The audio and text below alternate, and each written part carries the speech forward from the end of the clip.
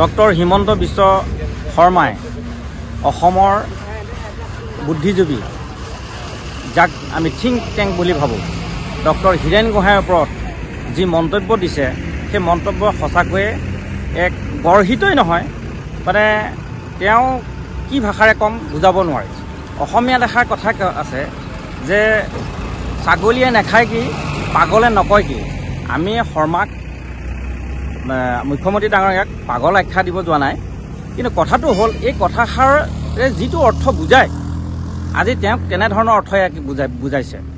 তেওঁৰ ডক্টৰ হিমন্ত বিশ্ব শৰ্মাই কা আন্দোলনৰ হৈ অলপ পোষকতা কৰাৰ কাৰণেই তেওঁৰ যিটো ভাৱমূৰ্তি সেই ভাৱমূৰ্তি নষ্ট কৰিবলৈ তেওঁ আৰু বহুত মানে মাৰ্জিত ভাষাত ব্যৱহাৰ কৰিব পাৰিলেহেঁতেন, কিন্তু তাকে নকৰি তেওঁ ডুপ্লিকেট মাল এনেকুৱা ধৰণৰ এটা অমাৰ্জিত শব্দ এনেধৰণৰ তেওঁ ব্যৱহাৰ কৰি তেওঁৰ মানে ব্যক্তিত্বক জনমানসত সেৱা প্ৰতিপন্ন কৰিব বিচাৰিছে।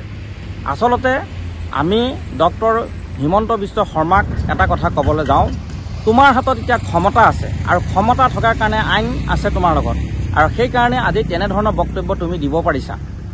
কিন্তু তোমাক এটা কথা আমি ক'ব পাৰোঁ, সময়ৰ ওচৰত তুমি কিন্তু সদায় সৰু। এদিন সময়ে তোমাক এই অহংকাৰ আৰু তোমাৰ এই গৰ্ব তোমাক ধুই পেলাই নিব।